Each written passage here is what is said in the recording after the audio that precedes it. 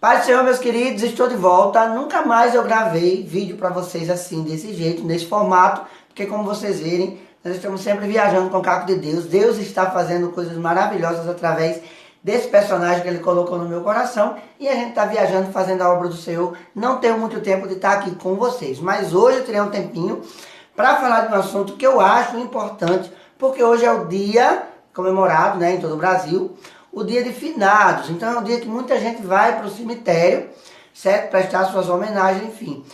E sempre questionam por que o evangélico não vai, né, para o dia de finados. Mas eu não tô nem...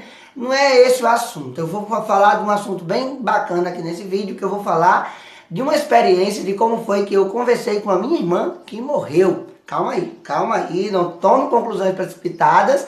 Antes de você pensar do que eu vou falar no vídeo de hoje, se inscreve no canal se ainda não for inscrito, deixa seu joinha se gostar do vídeo e compartilha esse vídeo e esse canal com seus amigos, que com certeza eles vão gostar muito. Então vamos para o assunto de hoje.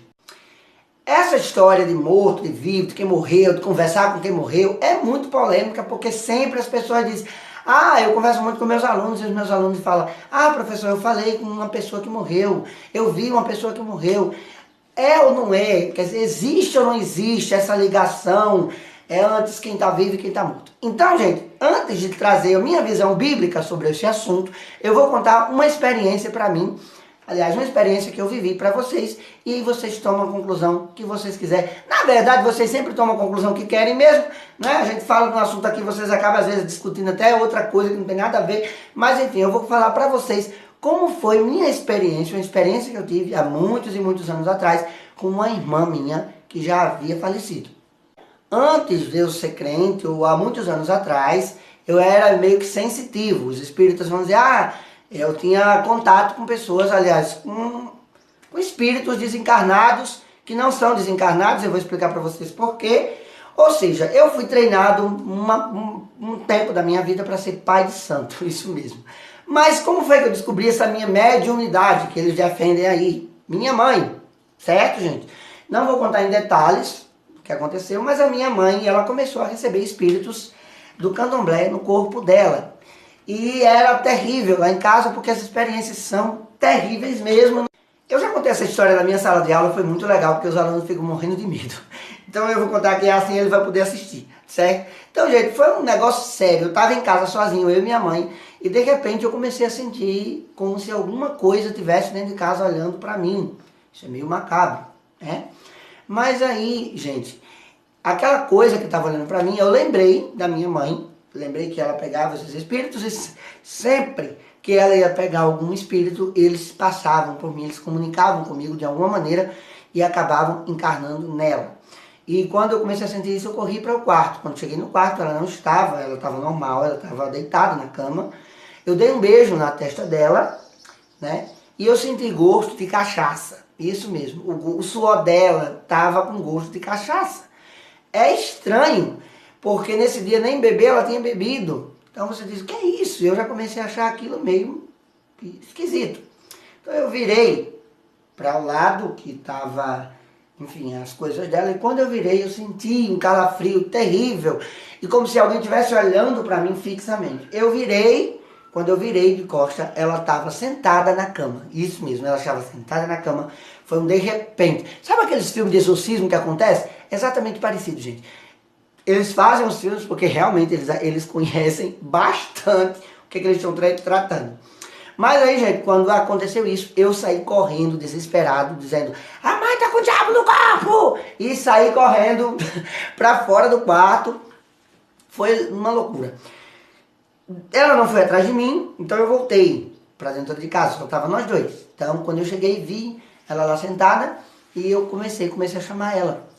Mais uma coisa interessante que vai fazer com que você arrepie o seu cabelo. Ela estava corizando, sabe aqueles catarros? Vou falar mais uma linguagem para você entender: catarro. O catarro estava pingando do nariz dela, pingando, caindo aqui na roupa. E ela não estava gripada quando ela foi dormir. Que gripe foi essa que acordei de repente? Então eu cheguei, conversei com ela, perguntei quem era ela, e ela não me respondia. E eu disse: quem é você? Mãe? Mãe? Aí ela olhou para mim assim, né, torceu o pescoço, meio que exorcismo, e disse: que não era minha mãe, que era minha irmã, minha irmãzinha que tinha morrido. Eu, para quem me conhece, eu só tenho 4 irmãos, não tenho irmãs. Mas na verdade minha mãe teve 3 abortos. E entre esses abortos, a minha irmã era uma delas. E eu peguei e disse, por que você o seu nariz está escorrendo? Ela disse, é porque eu morri gripada. Eu fui lá e enxuguei o nariz dela, né? Tirei todo, como é que eu enxugar, só continuava, gente, escorrendo, era horrível aquilo. E eu peguei, meu Deus, aí eu comecei a conversar com ela, eu disse, o que você veio fazer aqui? E ela disse, é porque eu estou no escuro. E eu vim pedir para minha mãe acender uma vela para mim, todas as 6 horas da tarde. Estranho, né, gente, isso? Mas aí eu disse, tá bom, tudo bem, mãe. Eu vou, aliás, tudo bem. Ela disse, você dá um recado pra mim? Ela não se mexia. Eu disse, por que você não se mexe? Ela disse, é porque eu morri muito novinha. Gente, pra vocês terem uma noção, ela falou de quem estava na sala de parto, de como meu pai ficou depois que ela morreu, de como a minha mãe ficou depois que ela morreu, que ela era muito parecida comigo. Tudo isso minha mãe tinha dito, meu pai tinha dito. Isso é muito estranho. Mas quando ela terminou, pediu tal, eu disse que ia fazer o que ela pediu, ela simplesmente caiu, né? Desmaiou, porque os espíritos, quando saíram da minha mãe, eles caíam, né? Eles jogavam ela no chão. E quando isso aconteceu, gente, eu fiquei, aquilo foi uma experiência muito estranha, muito terrível. Mas aí, gente, eu peguei, né? Quando a minha mãe acordou, eu contei pra ela o fato, ela chorou muito, quase não acredita, mas aí ela disse, minha filha tá no escuro, acendeu vela pra filha dela, começou a acender as velas de 6 horas da tarde. Passaram-se algumas semanas minha mãe fazendo isso, acendendo as velas pra filha dela de 6 horas da tarde. Só que eu cheguei pra minha mãe certo dia e disse, mãe, vem cá, criança não é anjo? Ela disse, anjinho. Eu digo, e anjo vai pra onde, mãe? Vai pro céu. Eu digo, e o céu é escuro? Ela disse, não, o céu deve ser claro, Deus mora lá, o céu deve ser luz. Eu disse, por que essa menina estava no escuro? Aí ela ficou assim calada e disse, não, ela pediu para mim acender. Eu disse, mãe, se ela foi pro céu, por que que ela estava no escuro? E ela não soube me explicar, pessoal, isso. E ela disse, não, mas minha filha mandou, porque às vezes os mortos eles se comunicam com os vivos para poder pedir alguma coisa que eles estão precisando lá. Então, gente, depois de algum tempo, minha mãe parou de acender essa vela, porque eu acredito que ela não acreditou. Ela passou talvez a refletir sobre isso que estava acontecendo. Mas aí não vem o segredo. Então, tem muita gente que diz assim, Cláudio, era sua irmã porque ela sabia do seu futuro. É o meu, aliás, do seu passado. É o meu ente querido porque ele sabia de apelidos, ele sabia de coisas que só a gente sabia quando estava vivo e ele morreu e agora ele vem para cá. Gente, a Bíblia diz que o diabo ele está em um derredor, ele sabe de todas as coisas. Mas aí eu vou mostrar para vocês, certo, o mistério de tudo isso. Meu pai adoeceu, minha mãe foi embora, eu fui morar com uma senhora que era macumbeira, isso mesmo. Ela frequentava terreno de macumba. E ela começou a me levar para lá, para o terreno de macumba. E eu não vou contar em detalhes aí, porque senão vocês não vão comprar meu livro. Mas o que eu quero dizer para vocês, quando foi um dia, naquelas festas de Corme Damião, que me perdoe vocês que estão aí, que são adeptos, enfim, mas foi o que eu vi, o que eu vivi na época, então, contra fatos não há argumentos.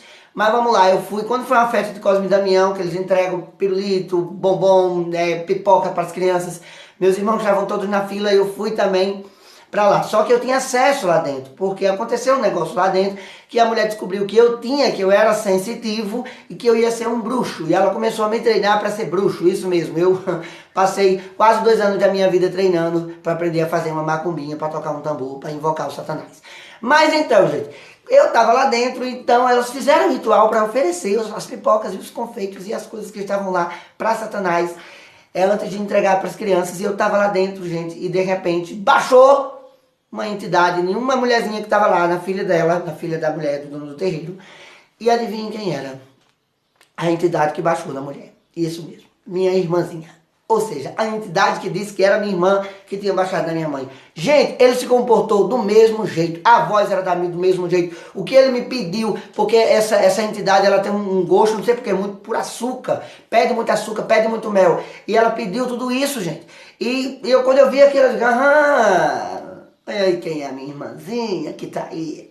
Então eu descobri que a farsa, na verdade, quem tinha baixado na minha mãe naquele dia não era minha irmã. Era um espírito que eu não sei de que inferno tinha saído. Vocês perceberam que na história Quem tinha aparecido não era minha irmã. E como ela sabia de tudo isso? Eu já expliquei para você. O diabo, ele ciranda, né? Os espíritos, eles estão aí, tentando tentar a gente. Então, não é quando você tenta entrar em contato com um ente querido seu, que já faleceu, não é com ele que você vai estar entrando em contato, certo? É com o espírito do mal, é com o diabo. Aqui na Bíblia, no livro de Eclesiastes, capítulo 9, e o versículo, a partir do versículo 5, diz assim, olha: porque os vivos sabem que hão de morrer, mas os mortos não sabem coisa nenhuma, nem tampouco eles têm jamais recompensa, mas a sua memória ficou entregue ao esquecimento. Quem morre, Bíblia que está dizendo, não entra em contato com quem está vivo. Então é por isso que nós, evangélicos, não vamos, porque na verdade, no dia de finado as pessoas vão rezar a missa, né, vão tentar aliviar a vida da pessoa que está lá, aliás, a vida da pessoa que morreu lá no purgatório, lá. Gente, não existe isso. Isso é antibíblico, tá certo? Depois que morreu, a Bíblia diz, depois que morreu, segue-se a juízo. Então eu trouxe essa experiência para você, nesse meu vídeo, para chamar a sua atenção. Eu não estou aqui para pregar a minha religião, não. Eu estou aqui para falar das verdades da palavra de Deus, tá bom? Então, se você quiser saber disso e muito mais, você adquira o meu livro Na Casa de Deus, o que acontece na vida de um homem quando ele entra na casa certa, é o subtítulo do livro. Se você ainda não leu, vale a pena ler. Aqui eu conto esse testemunho para você e muito mais, tá certo? Então, se você ficou curioso para saber um pouco mais, vai lá e adquire o meu livro. Não sei em qual livraria ainda vai estar disponível, mas, gente, não se preocupe que em nome de Jesus, ore por mim que esse livro ainda vai estar disponível em todo o Brasil. É isso aí, esse foi o vídeo de hoje, tá certo? Espero que vocês tenham gostado. Fiquem conosco, até o próximo vídeo, se Deus quiser.